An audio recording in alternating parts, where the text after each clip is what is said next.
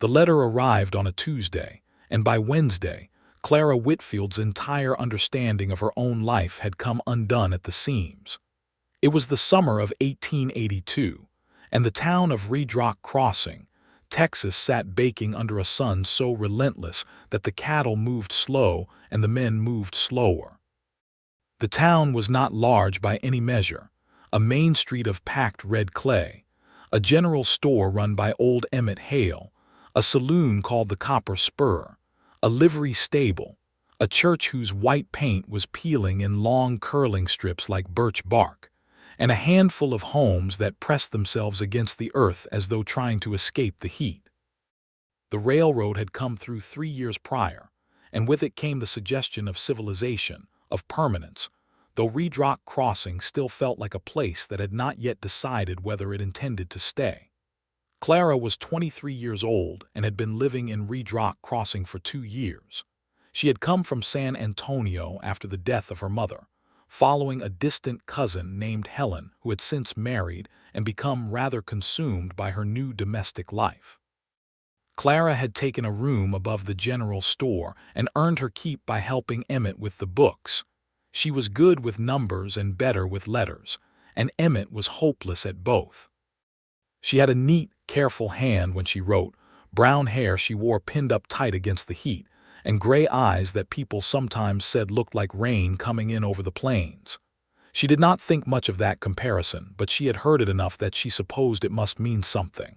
She was not unhappy in Red Rock Crossing. She was not particularly happy either.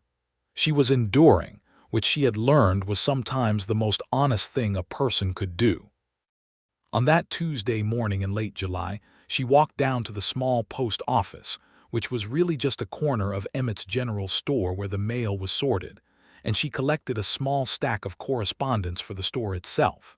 She was turning to go when the postmaster, a narrow man named Gerald who wore the same gray vest every single day, called after her. "Miss Whitfield, something here with your name on it." Clara turned. Gerald held out a letter, and she could see even from across the counter that the envelope was thick with pages. Her name was written on the front in a strong, looping hand she did not recognize. There was no return address. She took it, turned it over, and felt a peculiar sensation move through her chest, not quite excitement, not quite dread, but something that lived between the two. She thanked Gerald and carried it outside into the hot morning, sitting down on the bench in front of the store where the overhang cast a narrow band of shade. She broke the wax seal and unfolded the pages inside, and she began to read. The letter was dated June 12, 1882, nearly 6 weeks prior, and it began like this. "Dear Clara, I have written this letter 11 times and burned 10 of those attempts, so you must forgive me if this one reads rougher than I would like. I am not a man who speaks easily about the things that matter most to him, but I have been told that the only cure for silence is to break it. My name is Jesse Calloway. You do not know me, but I know about you, and I think, if you will permit me to explain, that you might want to know about me too." Clara stopped reading. She read those lines again. Then she looked up at the empty street, half expecting someone to be watching, half expecting this to be some sort of prank. The street offered nothing but a stray dog lying in the dust and the distant sound of a hammer coming from somewhere behind the livery. She looked back down and continued reading. Jesse Calloway, it turned out, was a 26-year-old cattle rancher who had been running his family spread about 40 miles north of Red Rock, crossing near a place called Cutter's Bluff. His father, Thomas Calloway, had died 18 months prior, leaving Jesse the land and the debt that came with it, and he had spent those 18 months working himself nearly to the bone trying to make both right. He described the ranch plainly and without embellishment: 800 acres, a creek that ran clean through the middle of it, a decent herd of longhorns and some horses, a farmhouse that needed its porch rebuilt. He wrote about the land the way some men wrote about women, with a kind of reverence that was almost startling. But here was the part that stopped Clara's heart entirely.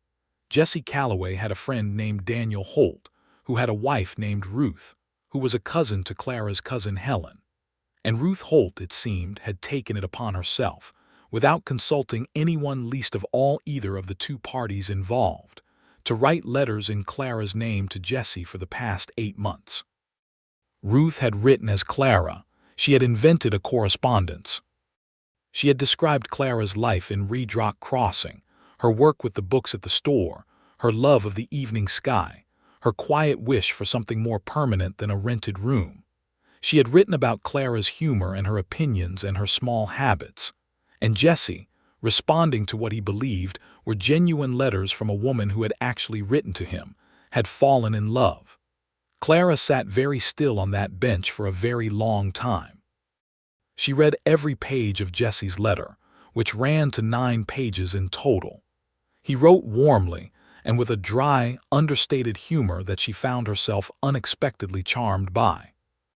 He described a morning on the ranch where a calf had gotten stuck in the creek mud, and the ensuing effort to free it had resulted in him losing one boot entirely. He wrote about the stars at night above Cutter's Bluff, and how they looked different out there from how they probably looked in town, closer somehow, like they were trying to get a look at you rather than the other way around. He wrote about his father with a grief that was quiet and deep, the kind that had settled into him like groundwater, not dramatic but always present. And then, on the 8th page, he wrote, "I realize I must be honest with you about something, Clara, because I would rather lose whatever chance I might have than build anything on a false foundation. I have come to care for you, for the person in these letters, more than I expected to care for anyone after my father died. But I spoke recently with Daniel, who let slip that Ruth had been doing something she should not have been doing. I have not yet confronted Ruth directly. I wanted first to write to you, the real you, whoever you are. I want to know if there is any truth in what she wrote. I want to know if the woman in those letters exists. And if she does, I would very much like the chance to know her properly, without anyone else's hand in the business." The final page was a single paragraph, and it was the simplest thing he had written. "If you want nothing to do with this, I will understand it completely, and I will not trouble you further. But if some small part of you is curious enough to write back just once, even just to tell me what you think of all this, I hope you will. My address is at the bottom. Yours, if you are willing, Jesse Calloway." Clara folded the letter carefully and put it back in its envelope. Then she sat there for the better part of an hour, watching the town go about its ordinary business, the heat pressing down on everything like a hand. She was angry. That was the first clean emotion she could identify. She was angry at Ruth, whom she had met exactly twice and found rather presumptuous on both occasions. Ruth had used her name, her identity, her womanhood, as a kind of puppet to play some matchmaking game, and that was not a small thing to do to a person. It was an intrusion so intimate that Clara felt the violation of it in her ribs. But she was also, and she was honest enough with herself to acknowledge this, curious. She was curious about Jesse Calloway in a way that surprised her, because the man who had written that letter was not the sort of man she had expected to encounter in any circumstances, not in Ruth's meddling, not in a cattle ranch 40 miles north, not anywhere. He was thoughtful. He was funny in a quiet way. He was honest enough to tell her about the deception even when honesty might cost him everything he had been hoping for. She went upstairs to her room and sat at her small writing desk and looked at a blank piece of paper for a long time. Then she picked up her pen and began to write. She wrote that she was furious at Ruth and intended to make that clear the next time she saw her. She wrote that she had not sent him a single word before today, and that everything Ruth had been invented without her knowledge or consent. She wrote that she was sorry he had been deceived, because no person deserved that, regardless of the intentions behind it. And then, because she was who she was, she wrote that the letter he had sent her was the most unexpected thing she had received in a long time, and that she had read it twice through, and that she thought he wrote about a stuck calf in creek mud better than most men wrote about anything. She did not know what she was doing exactly. She folded the letter, sealed it, and walked it back downstairs and handed it to Gerald before she could think too hard about it. 3 weeks later, she received a reply. Jesse wrote back with the kind of energy of a man who had been holding his breath and had finally been given permission to exhale. He was funny and warm and entirely unguarded in a way that she had not expected, given the measured, careful tone of his first letter. He told her about his ranch hand, an old Mexican vaquero named Aurelio who had worked the land since before Jesse's father bought it, and who had opinions about everything from cattle breeding to the proper way to make coffee over a campfire. He told her about the summer thunderstorms that rolled in over Cutter's Bluff and how you could see them coming from 20 miles away, the sky going green and bruised at the edges, and how he had learned as a boy to read them like a map. He told her he had confronted Ruth, who had cried and apologized and then, very characteristically, defended herself at length, and he had come away from the conversation shaking his head and feeling oddly grateful to her despite everything. He did not push. He did not ask anything of her. He simply wrote, and in writing he showed her who he was. Clara wrote back again, and then again. The weeks turned, and the letters kept coming back and forth like a shuttle on a loom, each one building on the last, each one a little more open than the one before.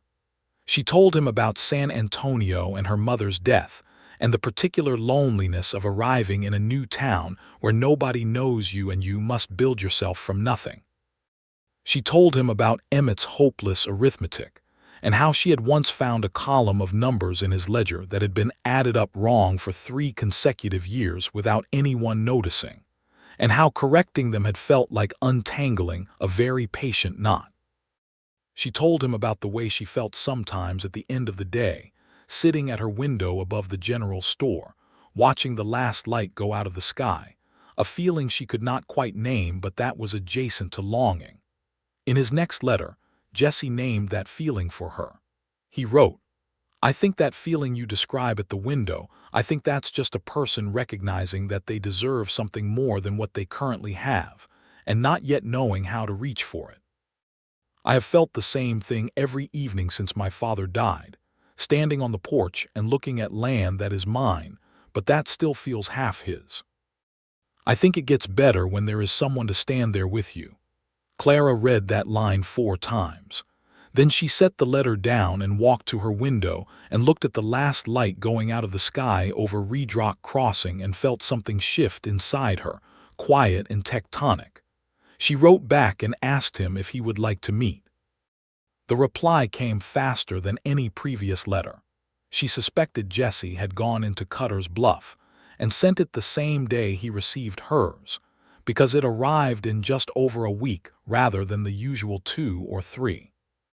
He wrote that yes, he would very much like to meet, and that if she was willing, he would ride down to Redrock Crossing on the 2nd Saturday of September, which was a little less than a month away, and she could decide then whether she wanted to have supper with him, and whether, after supper, she wanted him to leave and never contact her again, or whether there was something worth continuing to build on. He wrote, "I will not assume anything. I know that what Ruth did was wrong, and I know that I am asking you to extend a considerable amount of trust to a stranger, even if that stranger has been writing to you for 2 months. I only ask for an afternoon. The rest is entirely up to you." Clara wrote back and told him the 2nd Saturday of September would suit her fine, and that she hoped he liked pie, because Emmett's wife Marguerite made the best peach pie in Redrock County, and she intended to make sure there was some on hand. Then she waited. The month before Jesse Calloway arrived in Redrock Crossing was a complicated one for Clara. She was nervous in a way that she did not often allow herself to be, because she had grown accustomed to keeping her expectations modest and her heart on a short leash. She confided in exactly one person, a woman named Dora Finch who ran the laundry at the end of the main street, and who was the closest thing Clara had to a genuine friend in Redrock Crossing. Dora was 32, sharp-tongued and deeply practical, and she had a laugh like a crow and a heart like a furnace. Clara sat in Dora's laundry on a warm August afternoon, folding a stack of clean sheets and telling the whole story, and Dora listened without interrupting, which was itself a remarkable feat. When Clara finished, Dora looked at her for a long moment and then said, "So Ruth invented a whole woman and mailed her to a rancher, and the rancher fell in love with your name, and now the real you has been writing to him for 2 months and wants to know if the real you is as good as the invented you." "When you say it that way, it sounds rather alarming," Clara said. "It is rather alarming," Dora agreed. "But also the most interesting thing that has happened in this town in years, and I want you to meet him and come tell me everything immediately afterward." "What if he's disappointed?" Clara asked, and she said it lightly, but Dora heard the weight underneath. Dora set down the sheet she was folding and looked at Clara squarely. "He has been reading your actual words for 2 months, Clara, not Ruth's words, yours. He knows your actual mind. The only thing he doesn't know is your face, and you have a perfectly acceptable face, so I wouldn't worry about that." Clara laughed despite herself. "Perfectly acceptable. Thank you enormously."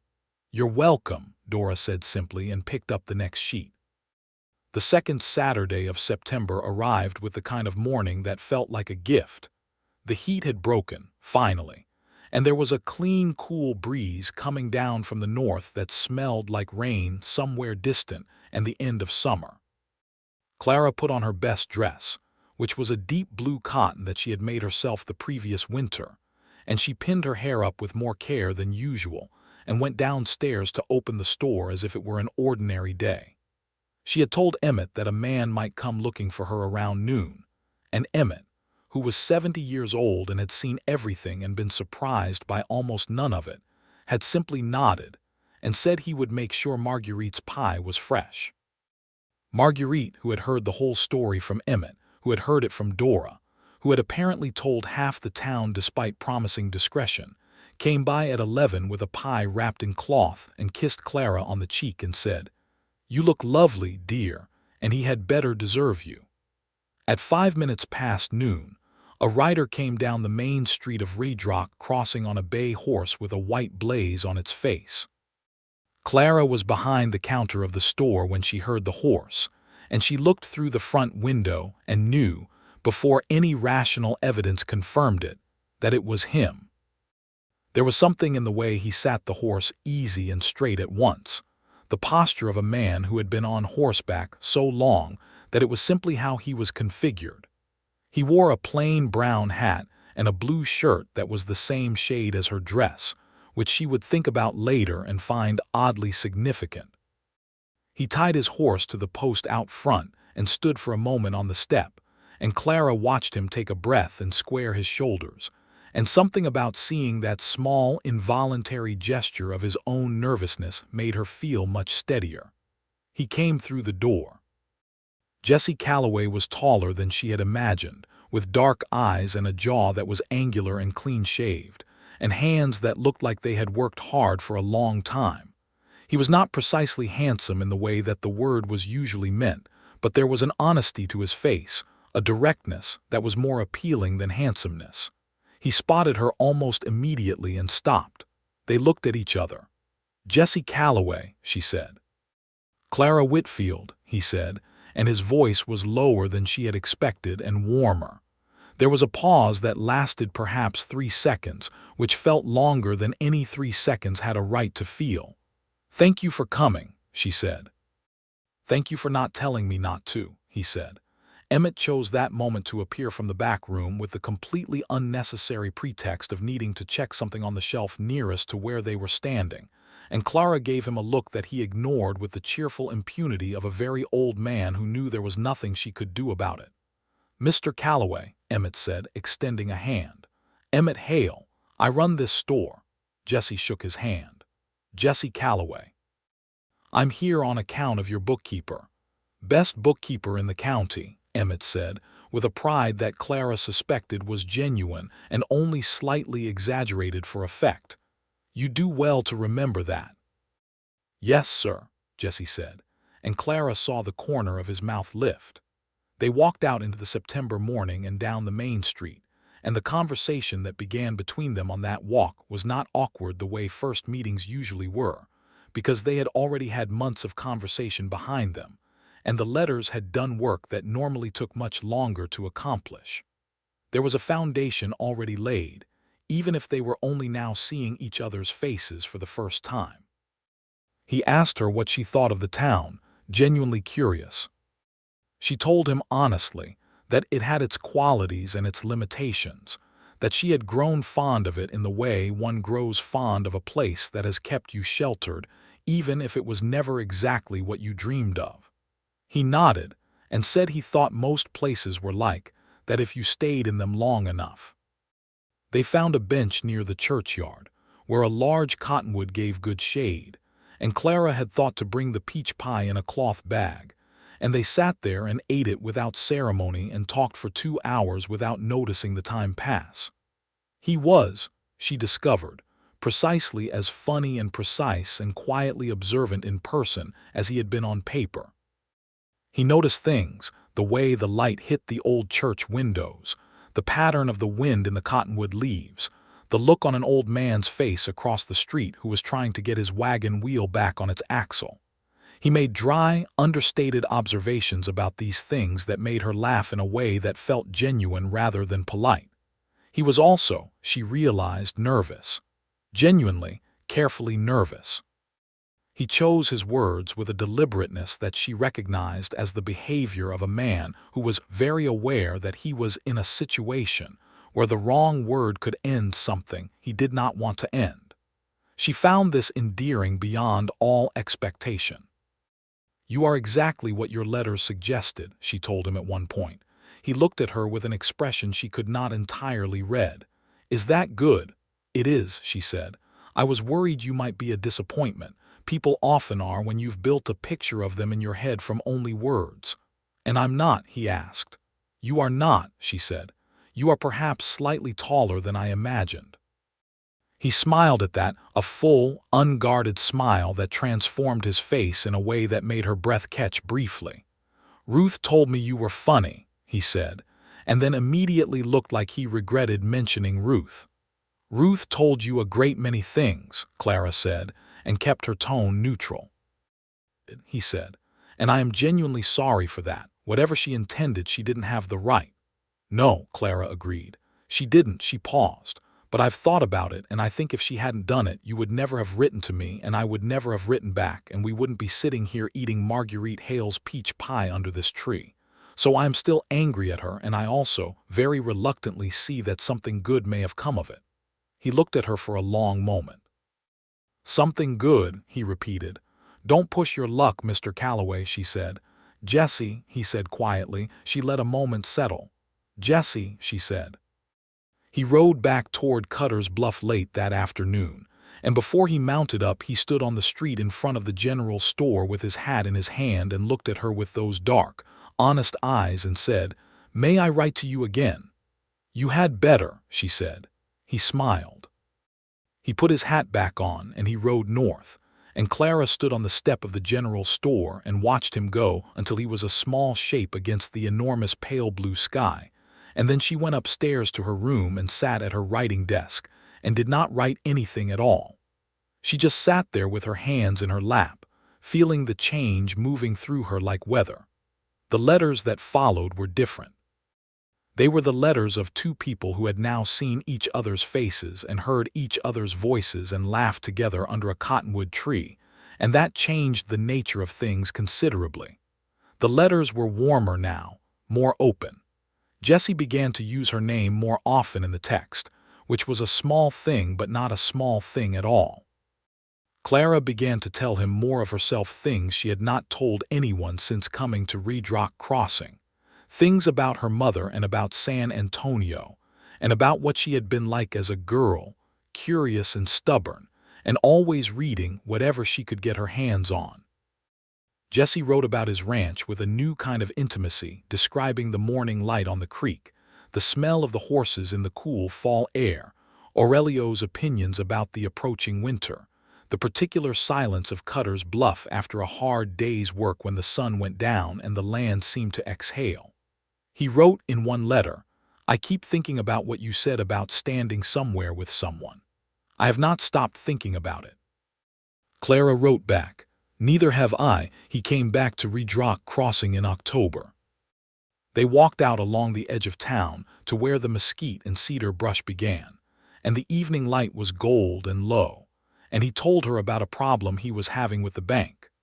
The debt his father had left on the ranch was not small, and there had been a period of drought that had reduced his herd by nearly a quarter, and the bank in Cutter's Bluff had sent a letter indicating that they expected a significant payment by spring, or they would begin proceedings against the property.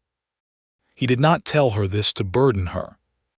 He told her because, he said, he had grown accustomed to telling her things, and this was the most pressing thing in his life, and he did not want to sit next to her and not say it. Clara listened carefully. Then she asked him a series of precise, practical questions about the numbers, what he owed, what his assets currently were, what the cattle prices had been, what the projected income from the spring drive would look like. He answered all of them, watching her with an expression of mild bewilderment as she turned the figures over in her head. "You could sell the horses," she said. "I need the horses," he said. "Some of them," she said, "not the working ones." "But you have 6 horses listed in your letters, and a working ranch this size needs 3 at most. The other 3 are from your father's breeding stock, which you said he was proud of but which is not generating any income for you. Sell 3 at a horse fair and you reduce the gap significantly. Then if you manage the spring drive well and the prices hold, you figured that out in 3 minutes," he said. "I figure things out quickly," she said, not immodestly, just factually. He was quiet for a moment, looking at the low golden light on the brush. "Clara," he said. "Yes," she said. "I am going to say something, and I want you to tell me honestly if it is too soon or too much." She looked at him. The evening was warm and still, and the light was turning the whole world amber. "Say it," she said. "I am falling in love with you," he said. He said it simply and directly, the way he wrote, without elaboration or artifice. "I know that's a significant thing to say, and I am not asking you to say anything back. I just needed you to know it." Clara looked at him for a long time. She had been moving toward this, she realized. She had been walking in its direction for months without quite naming where she was going. "I know," she said at last, quietly. "Is that all you're going to say?" he asked, and there was a vulnerability beneath the lightness in his voice. "No," she said. "I'm going to say that I think I am falling in love with you too. I'm going to say it carefully because I have been careful with most things in my life, and I see no reason to stop now. But I am saying it." He reached over and took her hand, and they sat there in the amber light of the October evening with their hands together and the brush smelling of cedar and dust and the beginning of fall, and neither of them said anything else for a while, because nothing else was needed. He rode back that evening, but the ride was different for him, lighter somehow, the horse moving easy under him while the stars came out one by one over the plains. He felt something settle in him that had been unsettled for a long time. He was not a man who prayed formally or by habit, but riding back north toward Cutter's Bluff that night, he said something quiet into the dark that was close enough to gratitude to count. November came in cold, and the letters became an almost weekly event. Jesse wrote about the first hard frost and how Aurelio had predicted it to the day by watching the behavior of a particular old rattlesnake that lived under the stone near the creek. When the snake moved, winter was coming within 3 days. Clara wrote about how Redrock Crossing changed in winter, quieter and more inward-looking, the light going thin and white by afternoon. She wrote about reading by her oil lamp in the evenings and the particular satisfaction of a good book in a cold room. Jesse wrote back and said he had gone into Cutter's Bluff and found a bookshop, not much of one, only a few shelves in a dry goods store, but he had asked for something worth reading and the proprietor had given him a novel by Thomas Hardy, and he was 3 chapters in and felt it might be the most beautiful and the saddest thing he had ever read. He wrote, "Does it get worse? Tell me honestly." Clara wrote back, "It gets considerably worse, but keep reading, it earns it." He sent her a copy of a different Hardy for Christmas, wrapped in brown paper and tied with a piece of leather cord. Tucked inside the front cover was a small, pressed wildflower, something blue. She did not know its name, and a single line of writing, "For the woman who changed the whole story." She held that small blue flower for a long time. She put it in the Hardy novel and set it on her bedside table and looked at it before she slept. He came down for Christmas. It was the first time she had seen him in 2 months, and when he walked through the door of the store, she had to work to compose her expression into something that was not so nakedly glad. He saw through it immediately and said, very quietly so only she could hear, "I know. Me too." They spent 2 days together, which was longer than either of his previous visits. He stayed at the boarding house at the end of town, a respectable establishment run by a widow named Mrs. Prentice, who had strong opinions about the proper behavior of unmarried guests. He and Clara walked and talked and ate supper at the same table in the boarding house dining room, and on the second evening after supper, they sat by the fire in the parlor, while Mrs. Prentice ostentatiously read her Bible 3 feet away, and Jesse reached into his coat pocket and produced a small carved wooden box. "I made this," he said. Clara opened it. Inside was a small woven band, not silver, not gold, not anything particularly valuable by the world's measure. It was made from leather and horsehair, braided together with care, with a small piece of turquoise set into the center that he had bought from a Comanche trader who came through Cutter's Bluff in the fall. "This isn't a proposal," he said, watching her face carefully. "I'm not asking anything of you. I just wanted to give you something made by my own hands that was made while thinking of you, because I do a great deal of thinking of you." Clara looked at the bracelet for a long moment. Then she looked at him. "It is the most beautiful thing anyone has ever made for me," she said, and her voice was very steady, which was a considerable accomplishment given how she felt. She put it on her left wrist, and it fit as if he had measured it in his sleep. Mrs. Prentice, across the room, turned a page of her Bible and said nothing, but Clara noticed that she smiled. January was hard, the way January always was on the plains. A series of blue northers came down one after another, and the letters were slower because the roads were bad and the post was unreliable. Jesse wrote when he could, and Clara wrote every week without fail, and when a letter finally arrived after 2.5 weeks of silence, she tore it open with hands that were steadier than her heart. He wrote about a week when the creek had frozen, and 3 head of cattle had been lost in a particularly bad storm, and Aurelio had gotten a fever and been laid up for 5 days, and Jesse had managed the ranch alone through the cold, which was not the kind of work that allowed for anything but endurance. He wrote about lying in his bunk at the end of those days, completely spent and thinking about her, not in a desperate or dramatic way, but in the way a man thinks about the thing he is working toward, the thing that makes the current difficulty make sense. He wrote, "You are what I am building toward, Clara. I want you to know that. Not in a way that puts pressure on you. Only in a way that helps me get through bad weeks." Clara set the letter down and stood at her window above the general store and looked at the white January sky over Reed Rock Crossing and let herself, for the first time since she had been a young girl in San Antonio, feel the full weight of what she wanted. She wanted Jesse Calloway. She wanted the ranch near Cutter's Bluff. She wanted to stand on that porch he had described and see those stars he said looked close enough to study you. She sat down and wrote him a letter that was the most honest she had ever written, and in it she told him exactly that. The reply came in 12 days, which given the winter roads was nearly miraculous, and it was the shortest letter he had ever sent her. It read, "Clara, come in spring, see the ranch, see if it's what you want. I will ask you something then if you'll let me. Jesse." She wrote back one line, "Yes."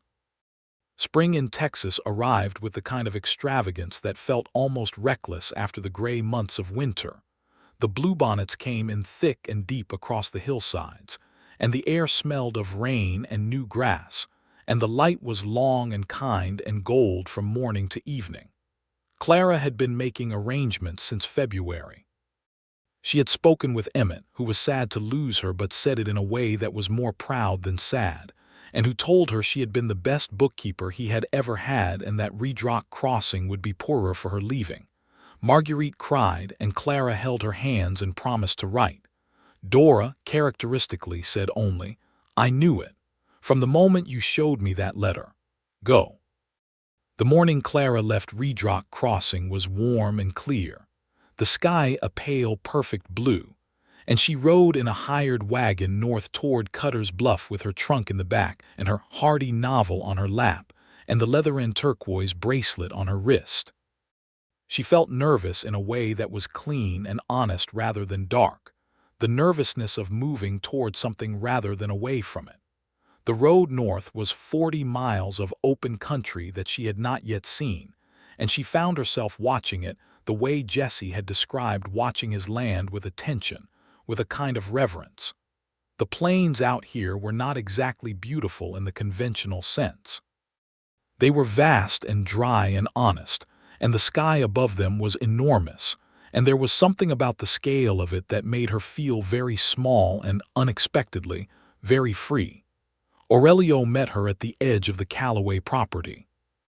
He was a lean, dark-eyed man in his 60s with a long, braided queue of white-streaked black hair beneath a worn hat, and he looked at her with the frank, unimpressed assessment of a man who had been observing the world for a long time and could generally tell within 30 seconds what he was dealing with. He tipped his hat to her and said in lightly accented English, "Miss Whitfield, Jesse has been impossible for 2 weeks. In a good way or a bad way?" she asked. Aurelio considered. "Mostly good," he said, and turned his horse and led her up the track toward the farmhouse. She saw Jesse before he saw her. He was on the porch he had written about needing to rebuild, and which, she noticed, now had new boards, and he was leaning with one arm on the post and looking south down the track as if he had been looking that way for some time.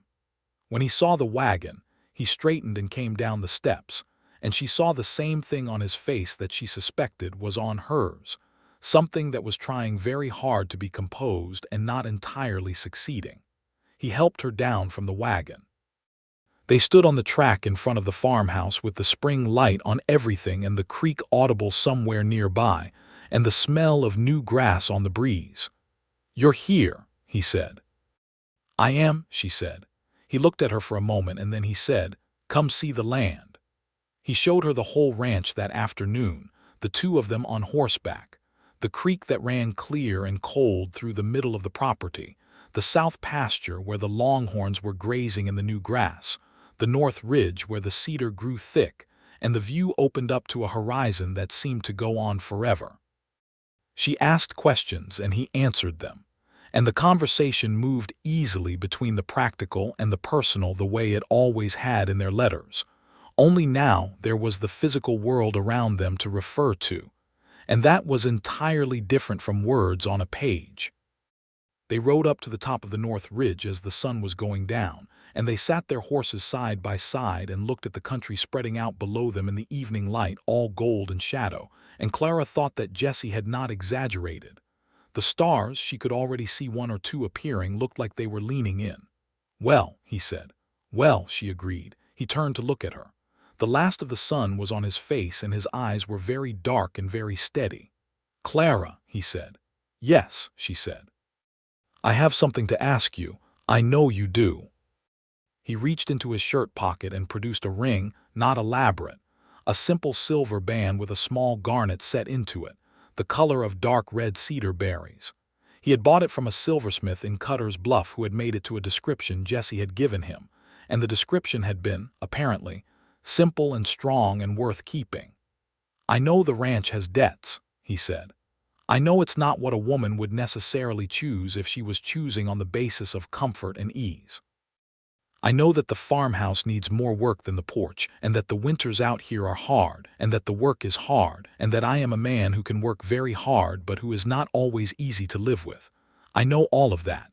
And I am asking you anyway because I believe fully that you are the person I want to stand next to on this porch for the rest of my life. So, Clara Whitfield, will you marry me?" Clara looked at the ring. She looked at him. She looked at the vast golden country spread out below them and the first stars coming in over the rim of the world. "You said on this porch," she said, "but we're on a ridge." "Semantically, yes," he said, and she saw the corner of his mouth pulling despite his best efforts. "Yes," she said, "Jesse Calloway, I will marry you." He put the ring on her finger next to the wrist that already wore his bracelet, and she thought that between the two of them they had made a rather complete set. He leaned over from his horse and kissed her. Their first kiss, there on the ridge above the ranch with the evening light dying out behind them, and the stars coming out overhead and Aurelio somewhere below making no sound at all, which meant he was almost certainly listening. The kiss was brief and warm and entirely serious, and when it ended they stayed close, her forehead nearly touching his, and she said very quietly, "I want you to know that I am not afraid. I want you to know that I am choosing this." "I know," he said, and the way he said it told her that he did. They were married in Cutter's Bluff on a Saturday in early June of 1883 in a small church that smelled of wood oil and beeswax.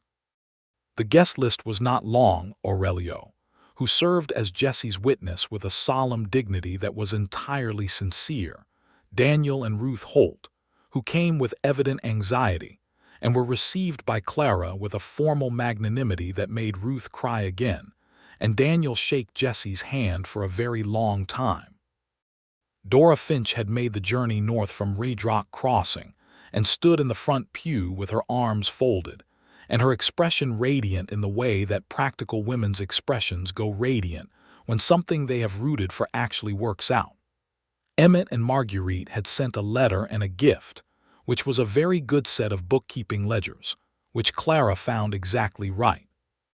The minister read from Scripture and spoke briefly about the nature of commitment, and Clara stood next to Jesse in her best blue dress, not the ordinary blue one but a better one she had made in the weeks before the wedding, from a silk cotton blend she had found in Cutter's Bluff's dry goods store, and listened to the words and felt them land differently than she had expected. Not as constraint, as foundation. Jesse said his vows in his direct, unhurried way, his voice low and steady, his eyes on her the entire time. Clara said hers clearly and without hesitation. When the minister pronounced them married, Jesse kissed her again, and this one was less brief than the ridge-side kiss, and Dora made a sound that was not quite a crow's laugh but was adjacent to it. The wedding supper was held in the small dining room of Cutter's Bluff single hotel, and it was not lavish but it was warm, and Aurelio produced a bottle of something very good that he had been saving for what he called the right occasion.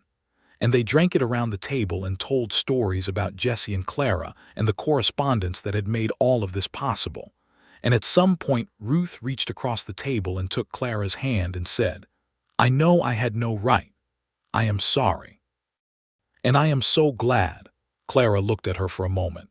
Ruth's eyes were genuinely contrite, genuinely warm, and Clara had spent 8 months deciding what to do with that complicated fact. "You are forgiven," she said, "entirely and finally. Now don't ever do it again." Ruth laughed through the remains of her tears, and that was that. Jesse and Clara rode back to the ranch together in the late evening, under a sky thick with stars, and when they came up the track and the farmhouse sat waiting for them in the dark with the new porch clean and pale in the moonlight, Clara felt something settle so deep in her that she thought it might have been unsettled since the day her mother died and she had been alone in the world in a way she had not known how to name. She was home. Not home in the simple, easy sense. Home in the sense that mattered, the sense of being exactly where she had chosen to be, beside exactly who she had chosen to be with the work of a life stretched out ahead of them that was real and hard and entirely, specifically theirs. The first year of marriage was many things. It was beautiful in the way that first years always are when two people are genuinely trying, and it was hard in the way that life on a ranch in 1883 could not help but be. The debt remained a pressing reality. Jesse had sold 3 horses that fall before the wedding, as Clara had suggested, and had made a partial payment to the bank, which bought them time but not comfort. The bank wanted the rest by the following spring, and the question of whether the cattle drive would bring enough to cover it was one that sat at the table with them every meal without being quite invited. Clara had taken the Calloway Ranch books in hand almost from the first week, and what she found when she went through them was a history of her father-in-law's good intentions and somewhat less organized execution. Thomas Calloway had been a good cattleman but a haphazard keeper of accounts, and there were 3 years of records that required untangling before Clara could see the ranch's actual picture clearly. She worked on them in the evenings at the kitchen table while Jesse read or sharpened tools, or talked to her across the room in the comfortable, desultory way that people talk when they are simply glad to be in each other's company. He watched her work with a kind of quiet wonder that he did not always express but that she could feel. She had found in the early months that Jesse communicated a great deal through observation. He watched things carefully and let his watching say what words could not easily hold. When she looked up from the ledger and caught him looking at her with that particular expression, she would hold his eyes for a moment and then go back to the numbers, and the exchange needed no comment to be complete. The spring drive of 1884 was one of the things that would happen to them together, and it mattered more than just the money, though it mattered very much for the money. Jesse took the herd north with Aurelio and 2 hired hands. They could not afford more, and Clara stayed at the ranch and ran it for the 3 weeks they were gone, and this was the first time she understood fully what she was made of when it came to this life. The first problem was the water pump for the south well, which broke on the 4th day. Clara fixed it herself with a degree of creative engineering and determination that left her covered in mud and deeply satisfied. The second problem was a horse that got spooked in a storm and broke through the fence at the east pasture, and she and a neighboring rancher's young son, a 14-year-old named Pete who happened to be passing, spent the better part of a morning getting it back. The third problem was a letter from the bank, formal and stern, reminding them of the spring payment deadline, which she read and answered directly and professionally, informing them that the Calloway Ranch drive was underway and the payment would be made in full. She wrote to Jesse every 3 days and sent the letters ahead to the various stops she knew the drive would pass through, and he wrote back when he could, and the letters were brief but solid, and reading them she could feel how tired he was and how determined. He came home on a Thursday evening, 3 weeks and 2 days after leaving, lean and dusty and sunburned, and he sat down at the kitchen table and looked at the plate of food she had waiting for him and the clean lamp burning and the ledger on the side table with the calculations she had done, and he said nothing for a long moment. Then he said, "The drive went well. We got good prices. We can pay the bank." "I know," she said. "I already wrote to them." He looked up at her. "Of course you did," he said, and he was smiling. She sat across from him while he ate and told him about the pump and the horse and Pete's help, and he listened and asked questions, and at the end of it he reached across the table and put his hand over hers and said, "I cannot tell you how glad I am that it's you." "Which me?" she asked. "The one Ruth invented or the real one?" "The only one," he said. "The one who fixed the pump." They paid the bank in full that spring. It was not the end of all difficulty. It never was on a ranch, and the 1880s were not easy years for cattle operations in Texas, with market prices fluctuating and the encroachment of barbed wire and the beginning of the range wars that were reshaping the whole character of the open plains. But the worst of the financial pressure was past, and the land was theirs in a way that it had not quite been before, clean and settled. In the autumn of 1884, Clara discovered she was pregnant. She sat with the knowledge for a day before telling Jesse, not from reluctance but from a desire to hold it quietly for a moment, to understand its full weight before she offered it to him. That evening she told him by the fire, and his face did something she had not seen it do before. It opened entirely, all the habitual composure dropping away to reveal something under it that was very young and very undone with happiness. He pulled her close and held her with a care that was almost overdone, and she laughed and told him she was not fragile, and he said he knew that perfectly well but he was going to hold her anyway, and she let him. Their son was born in the spring of 1885, On a morning when the bluebonnets were thick on the hillsides again, and the creek was running high with snowmelt.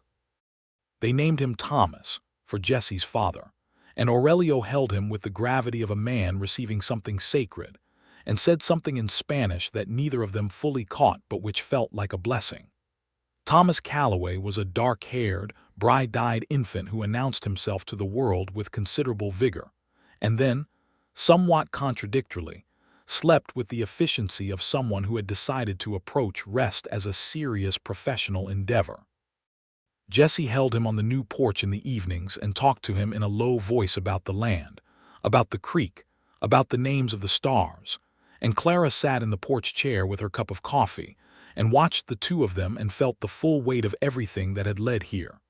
The letter, the curiosity, the courage of replying, all of it, and found it extraordinary that something as small as a letter had contained all of this inside it like a seed.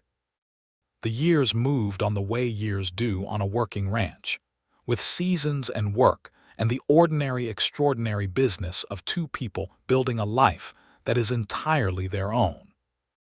Jesse sold 2 yearling horses at a fair in Cutter's Bluff in the fall of 1885 and used the money to hire a second permanent hand to help Aurelio, a taciturn man from New Mexico named Graves who spoke rarely but worked without pause and was, Aurelio said, the best judge of cattle he had ever known apart from himself.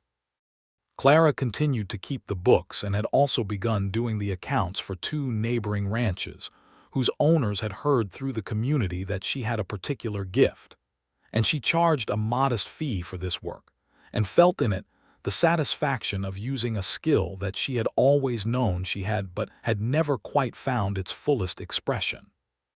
She wrote long letters to Dora in Reed Rock Crossing and to Emmett and Marguerite, and she received letters back, and through the correspondence she watched Reed Rock Crossing continue its own becoming, Emmett expanding the store, Dora eventually opening her own laundry properly rather than running it from the back of a building, the town getting a proper school. Ruth and Daniel Holt came to visit in the summer of 1886 and stayed for 3 days, and it was the first time Clara had seen Ruth at any length since the wedding.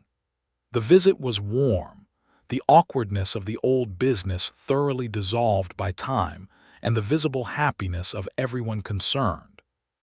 Ruth held Thomas, who was by then a walking, opinionated 15-month-old with strong feelings about horses and even stronger feelings about the dog they had acquired from a neighboring farm, a large, amiable hound named Buck who had taken immediately to the baby and followed him everywhere with an expression of devoted worry. Ruth held Thomas and looked at Clara with something complicated and earnest in her eyes and said, I know I was wrong. I know that.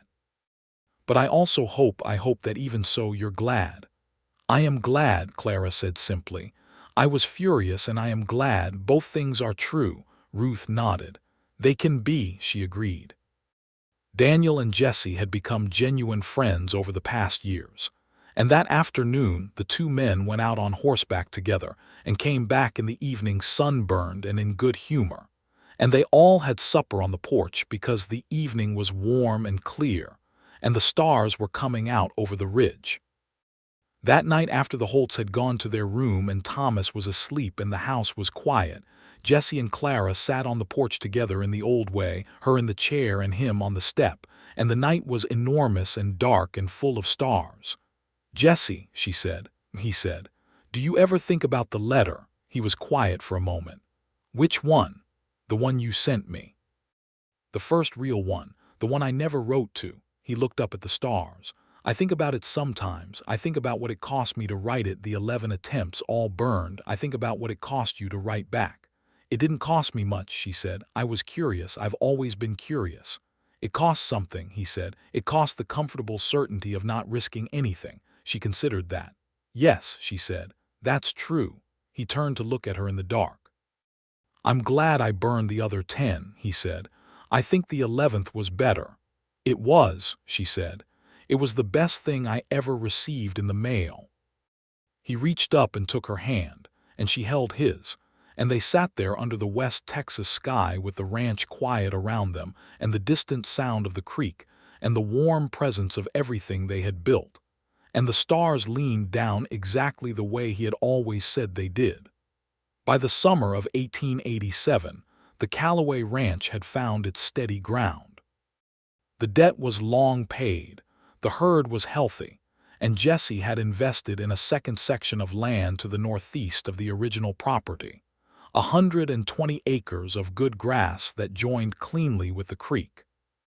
Aurelio, whose health had become a gentle concern over the winter, had been convinced to step back from the hardest physical work and take on a more supervisory role, which he accepted with the dignity of a man who had earned it, and the complaint of a man who intended to keep working until someone physically removed him from the saddle. Graves had become their primary hand, and they had hired a young man of 20 named Will, fresh from East Texas and eager to learn, who had a natural way with horses. Clara had also, in the quiet way she did most things, made herself an important part of the fabric of the community around Cutter's Bluff. She had helped organize a lending library out of the back of the dry goods store, a collection of donated books that townspeople could borrow and return, which was an entirely modest project, but which meant more to the ranching families in the surrounding area than Clara had fully anticipated. She received notes from ranch wives she had never met, living on properties 20 and 30 miles out, thanking her for the books that their children were reading by lamplight. Jesse watched all of this with that particular kind of quiet pride that was deeper than any demonstrative variety, and occasionally he would come in from the barn in the evening and find her bent over a letter from some rancher's wife about a book for her son, and he would pour himself a coffee and stand in the kitchen doorway and say, "You know you've turned a lending library into a way of life," and she would look up and say, "There are worse ways," and he would agree. In October of 1887, Clara found herself pregnant again, and this time she told Jesse the same evening, sitting at the kitchen table before supper with Thomas asleep upstairs, and Jesse's face did the same thing it had done the first time, that complete, unguarded opening, and he pulled her to him and held her with the same almost excessive care, and she laughed the same way and said the same thing about not being fragile, and he said the same thing about holding her anyway. And it was entirely different from the first time, even though the words were the same, because by now the shorthand of their love was so deep that the same words could carry entirely different things. Their daughter was born in early June of 1888, on a warm morning with the wind coming through the open bedroom window and the smell of bluebonnets on the air. They named her Mary, for Clara's mother, and she came into the world quietly and looked around with large dark eyes that were already, at 1 day old, studying everything with what Jessie said was her mother's expression. "I don't study things that obviously," Clara said. "You studied me like that the first day we met," Jessie said. "I've never recovered." Thomas, who was 3.5 and deeply invested in the new development, stood next to the bed and looked at his sister with a solemn seriousness that was so precisely like his father's that Clara almost laughed out loud, and then he reached out one careful finger and touched Mary's cheek and said, "She's small." "She'll get bigger," Jessie told him. "Will she be able to ride?" Thomas asked. "Eventually," Clara said. Thomas considered this and nodded. "Okay," he said, apparently satisfied. The spring of 1889 was warm and gentle, and the bluebonnets came in thicker than any year Clara had seen, spreading over the hillsides in seas of that impossible blue. Jessie rode with her one morning up to the North Ridge. Thomas was with Aurelio, who had fully recovered his health and had declared himself Thomas's primary educator in matters of horses and weather and the proper assessment of cattle, a role the boy accepted with total enthusiasm. Mary was with Graves's wife, a quiet woman named Elena who had come from New Mexico with him and had become a friend to Clara over the years. Jesse and Clara rode up to the North Ridge in the spring light, the same ridge where he had proposed, and they let the horses stand and looked out at the country below them. The ranch spread out in the middle distance, the creek catching the morning light, the pastures green with spring, the farmhouse solid and settled on its earth. They had expanded the porch again, rebuilt the roof, added a room for the children. The place looked like what it was, a life carefully and jointly made. "I was thinking," Jesse said. "About what?" she asked. "About the letter," she smiled. "He still came back to it sometimes, the way you come back to the beginning of a story that has turned out to be a good one." "What about it?" she said. "I burned 10 of them," he said. "I almost burned the 11th. I had it rolled up and I was standing by the fire for a long time." "What stopped you?" she asked. She had never asked him this directly. He was quiet for a moment. The morning breeze moved through the cedar on the ridge. "I don't know exactly," he said. "I think I decided that the worst thing that could happen was that you didn't write back, and even silence would be an honest answer. But the 10 I'd burned were cowardice. They weren't bad letters. They were honest letters. I burned them because I was afraid, and I was tired of being afraid of things." Clara looked at him. The light was on his face, and he looked the way she thought he would always look to her, like someone she recognized down to the bone, like someone she had somehow always known. "I'm glad you were tired of being afraid," she said. "So am I," he said. The morning stretched out around them, enormous and full of light. A hawk moved on the air far below, circling slowly over the south pasture. The cattle were distant and small in content. Somewhere in the cedar, a bird was making a sound that was very bright and very clean.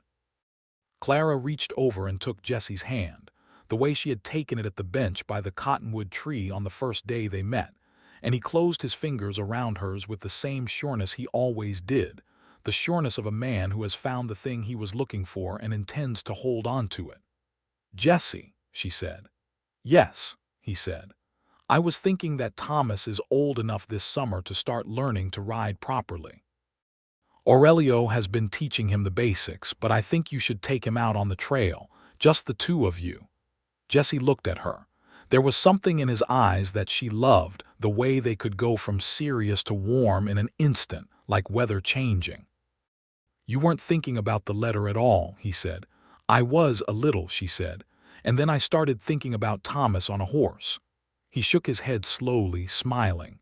"You hold an entire world in your head at once," he said. "Someone has to," she said. He leaned over and kissed her, there on the ridge, the same place the first one had been, and it was nothing like the first one and everything like it at the same time, fully known, and yet not diminished by knowing, which was the miracle of the thing, she thought.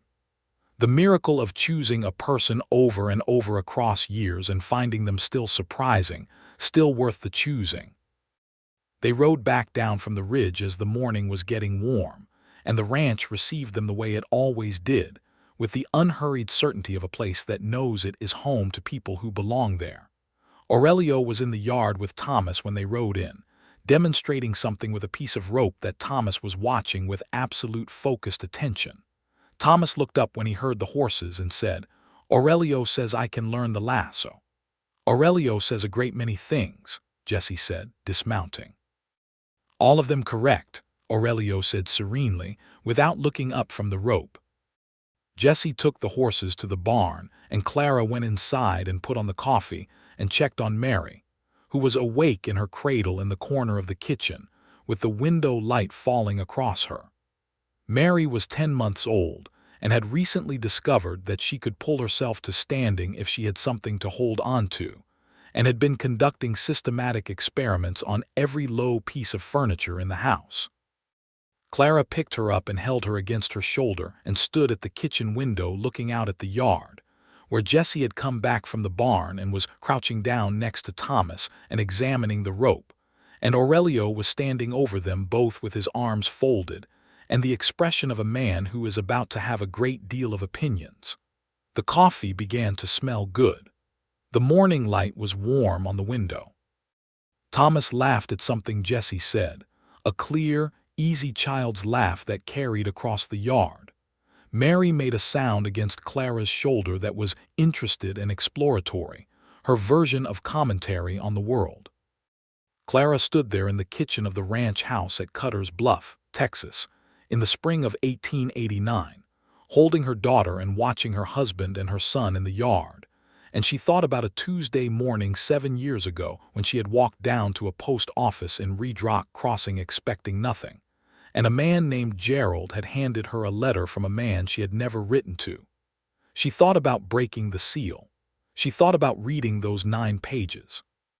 She thought about sitting on that bench for an hour in the heat, angry and curious and already, even then, tilting slowly toward something she could not yet name. She thought about picking up the pen. Every good thing that surrounded her now, every single thing, the ranch and the children and the man in the yard who still looked at her like something that had surprised him even when it wasn't necessary to be surprised anymore, every bit of it had come through that door, through the crack of a seal, through the courage of a reply. She thought that was worth knowing, worth holding onto the way you hold onto things that make sense of the whole shape of a life, not with clutching, but with a steady and grateful hand. Jesse looked up from the yard and saw her at the window holding Mary, and his expression did the thing it did sometimes when he thought she wasn't watching. It went entirely unguarded, entirely open, and the love in it was so straightforward and so deep that it still, even after all this time, made something move in her chest. She raised her hand from Mary's back in a small wave. He raised his hat. Thomas did not look up from the rope. Life continued, which was the best thing it could do. The summer of 1889 was long and fine, with just enough rain to keep the grass green, and not so much as to make the drives difficult.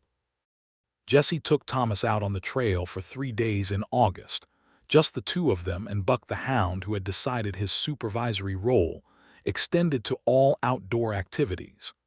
Thomas came home sunburned and enormously pleased with himself, talking at great length about every single thing that had happened, and Jesse came home looking like a man who had just received something he had not known he needed. He told Clara that evening, after Thomas was in bed and Mary was asleep, that he had not expected how it would feel to show his son the land, the same way his own father had shown him. He said it quietly, looking at the fire, and Clara did not say anything immediately because she understood that sometimes the most important things need a moment of silence around them to be properly received. Then she said, "Your father would have liked Thomas very much." Jesse looked at the fire. "Yes," he said, "he would have." He was quiet for a moment. "And he would have liked you. He would have said you were too smart for your own good and meant it as the highest compliment." Clara smiled. "I believe that." They sat by the fire for a long while, and the ranch was quiet around them, and the only sound was the fire and the distant creek and the night insects outside the window. It was one of those evenings that asks nothing of you except that you be present in it, and Clara was. The lending library in Cutter's Bluff expanded that fall. Clara had written to a publisher in Austin about a book donation program, and the publisher, apparently charmed by the directness and thoroughness of her letter, had agreed to send a quarterly shipment of titles. The dry goods store owner, a man named Garfield who had initial reservations about a corner of his store being perpetually occupied by ranching families looking at books, had come around entirely after discovering that people who came for books also frequently bought goods, and he had even built a proper shelf for the collection and put a sign above it that said, "Cutter's Bluff Lending Library," in letters that were not quite straight but were enthusiastic. Aurelio attended the informal opening of the proper shelf, with the solemnity of a man at a significant civic occasion. He selected a volume on the natural history of Texas, which he said he intended to use to settle an argument he had been having with Graves since 1885 about the migratory habits of a particular species of hawk, and he tucked it under his arm and went home apparently satisfied. Clara walked back to the ranch that afternoon through the fall light, and she thought about her mother, who had loved books and had given Clara her first real ones, dog-eared copies of novels that she had carried with her to San Antonio, and then to Red Rock Crossing, and then to Cutter's Bluff, and which now lived in the bookcase Jesse had built for her against the wall of the front room. Her mother had been gone for 7 years now. She thought about her sometimes in the way you think about the people who made you, not with constant grief, but with a steady, present awareness, the way a tree is aware of its roots even when it's the branches that are catching the wind. She thought her mother would have approved of Jesse. She thought her mother would have loved the ranch. She thought her mother would have sat on that porch and looked at those stars and had an opinion about them that was interesting and probably unexpected. She arrived home to find Jesse on the porch, which was where he often was in the late afternoon, and he was reading. He had become a genuine reader over the years, partly because she had kept putting books in his hands, and partly because the long winter evenings on the ranch required something to do, and partly because it turned out that Jesse Calloway had a mind that was suited to books, even if no one had given him particularly good ones before she came along. He had Hardy's complete works now, and a history of the Civil War that he was reading in installments, and a rather battered copy of a Mark Twain that he had read twice and found deeply satisfying. He looked up when she came up the steps, and his eyes went to her face in the quick, specific way they did when he was reading her, not intrusively, but with the attentiveness of long intimacy, checking that she was all right. She was better than all right. She smiled at him, and he relaxed back into his chair. She sat in hers. The evening was coming on, slow and golden. From inside the house she could hear Thomas talking to Mary in the cadences of an older child explaining something to a younger one, patient and proprietary. "Good day?" Jesse asked. "Very good," she said. "The library has a proper shelf.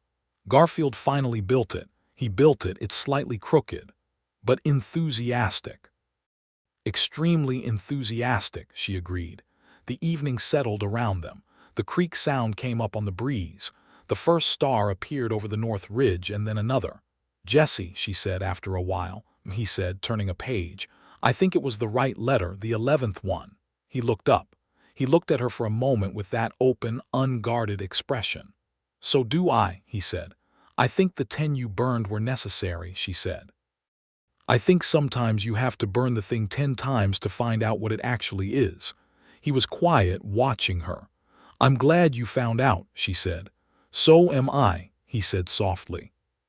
The stars were coming out now over Cutter's Bluff, leaning down the way they always did, and the ranch was solid beneath them, and the children were inside, and the creek was running, and the man in the chair next to hers was exactly who he had always been and always would be, the person on the other side of the letter, the person who had told the truth when truth was costly, the person whose hand had changed the whole story.